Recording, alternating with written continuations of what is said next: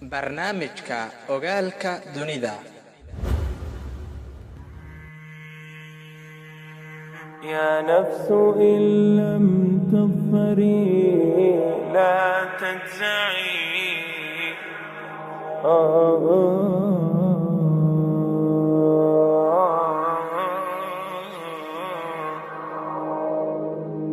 يا نفس إن لم تظفري لا تجزعي وإلى موائدي.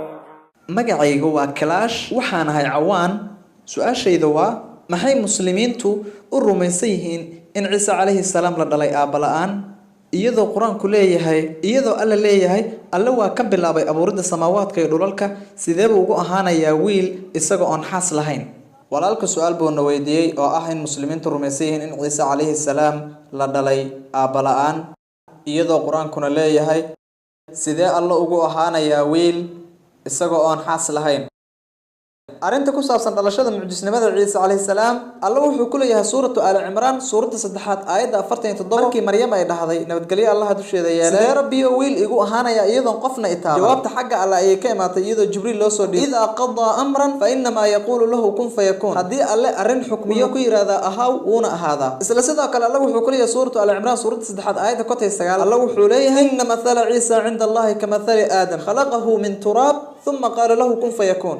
tusaalaha Ciise ee Alle agtiisa waa sida Nabi Aadam, carro ayuu ka abuuray kadibna wuxuu ku yiri ahaaw wuuna ahaaday. waxaan fahmaynaa waxa weeye in Allah subhanahu wa ta'ala dabiici ahaanba uu dadka ka soo saaro hooyo iyo aabbo dhexdood, laakiin si aan u ogaano awoodda Alle waxa uu abuuray qof aan aabba lahayn, waana Ciise calayhi salaam.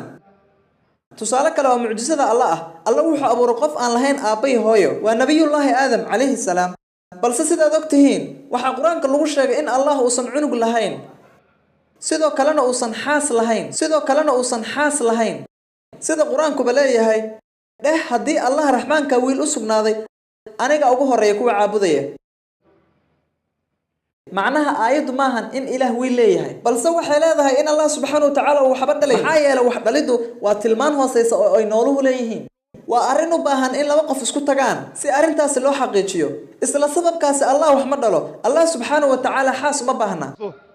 guurka iyo isku tagga waa arrimo daruuri u ah in wax la dhalo, waa arrimo dadka ku saabsan. sidaa darteed sida Allah ku sheegay Quraanka, haddii Allah raxmaanka u sugnaado wiil anaa ugu horeeya kuwa caabudaya. taa wuxuu la jeedaa Allah inuusan wiilna lahayn, sidoo kalena uusan xaas u baahnayn. haddaba mabaadi'dan Quraanka ku jira waxay dadka u cadeynaysaa inay waajib tahay in aan sharafka Allah subhanahu wa ta'ala la yareynin. inagoo oranayna Allah subhanahu wa ta'ala wuxuu leeyahay wiil, maxaa yeelay Allah subhanahu wa ta'ala weyninkiisa wiil iyo xaas buu uma baahna. wa aakhiru da'wana anil hamdulillahi rabbil alamin.